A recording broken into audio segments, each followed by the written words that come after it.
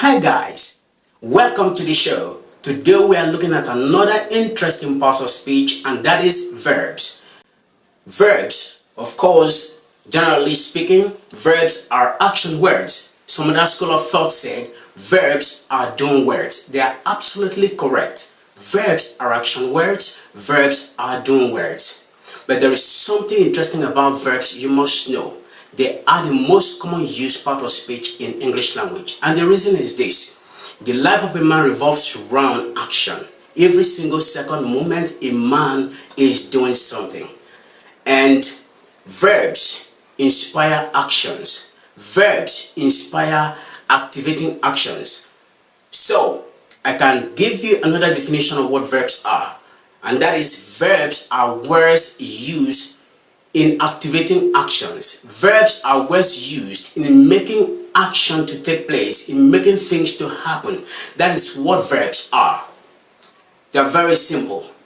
Very simple. They activate actions. So they are action words or doing words or words that are used to make things happen. Words that are used to make action take place. That is what verbs are.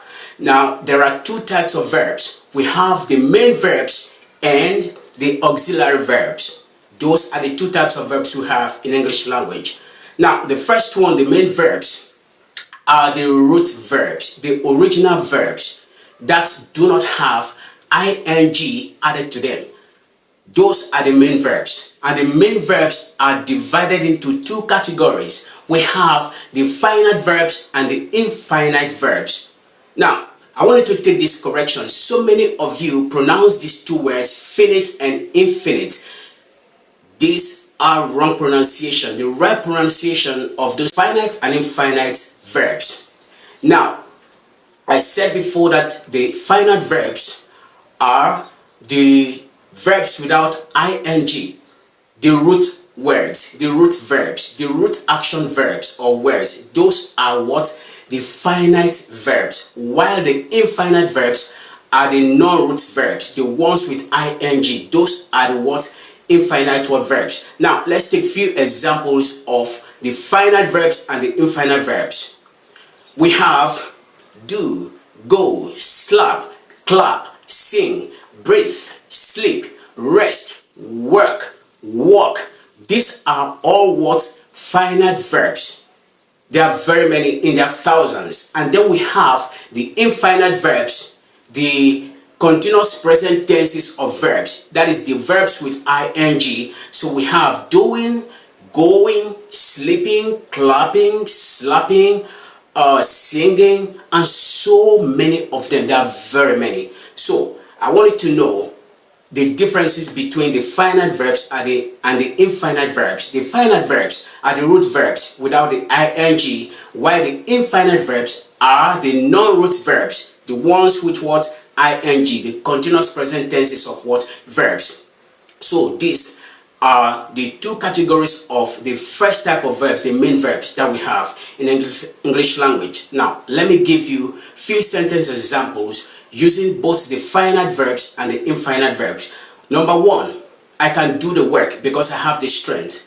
I can do the work is a clear example of what finite verb. The word do is our action word. They're the root word, the finite verb. I can do the job because I have the strength. Number two, I can work. I can work. The word work is what? The word work is a finite verb. Now, let me take two more for infinite verbs. I am doing the work. The word doing is our infinite verb here. You can see that the root word, the finite verb do, has ing attached to it. I am doing the work. I am going to school. Going is what? Our infinite verb in that sentence. So I am doing the work, I am going to work. So you can see they both have ing added to them. They cannot stand on their own without auxiliary verbs. But we're going to get to that. So these are the two what? Categories of main verbs. The first type of verbs we have in English language. The finite verbs and the infinite verbs. From the main what? Verbs. Now let's take the second type of verbs, and that is the auxiliary verbs. The auxiliary verbs from the word supporting by translation. That implies supporting. So when we talk of auxiliary verbs, we are talking about supporting verbs, those verbs that are used to support. But you find out which of the verbs that auxiliary verbs support. We'll get it soon. So now the auxiliary verbs are also broken into two categories. We have the main auxiliary verbs and we have the modal auxiliary verbs. The main auxiliary verbs are three. We have the is and then the plural are, and we have am. am. I'm sure some of you don't know before now that am is an auxiliary verb. So these are the three main auxiliary verbs we have, and then we have the modal auxiliary verbs. We have the word can, could, should, shall, might, may, will, would. These are all what modal auxiliary verbs. So the main auxiliary verbs are different from what the modal auxiliary verbs. Now let me take few sentence example using few of these modal auxiliary verbs so that you further understand it better. Now, I will go to school tomorrow. The word will is a modal auxiliary verb. I will go to school tomorrow. She is going to school. The word is an auxiliary verb. That is the main auxiliary verb, is. But the first one, I will go to school tomorrow, will is a modal auxiliary verb. I can do the job. can is a modal auxiliary verb, implying what possibility. And then we have, I could have done the job if I had enough time. Could is also what? A modal auxiliary verb. We are coming.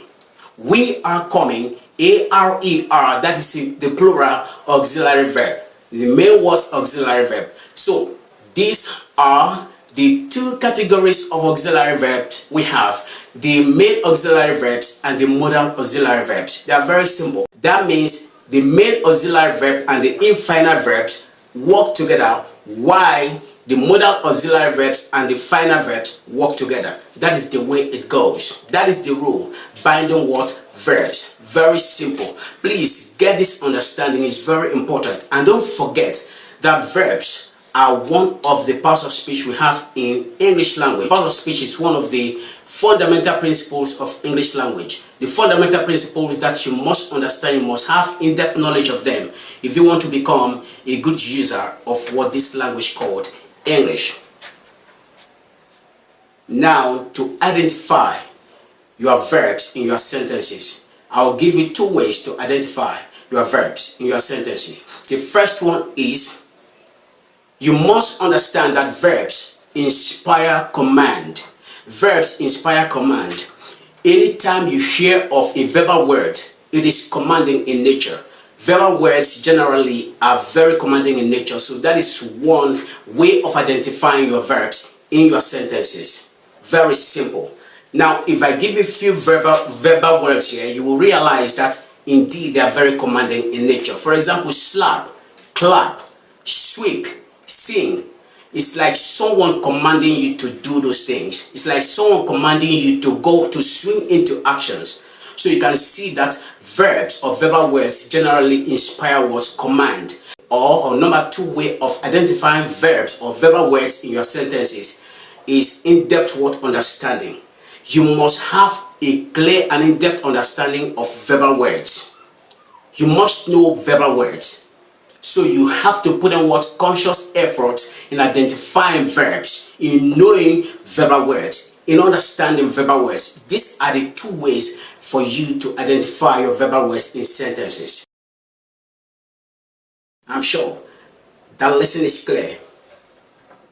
Please understand verbs. It's very important that you understand verbs. It's very important that you understand parts of speech. If you want to become a good user of this language called English, then you must put in conscious effort in understanding your parts of speech and also understanding the fundamental principles or the basic principles of what English language. This is where we're going to stop this lesson today. If you have any question, you can drop it on our comment section. Have a blissful day.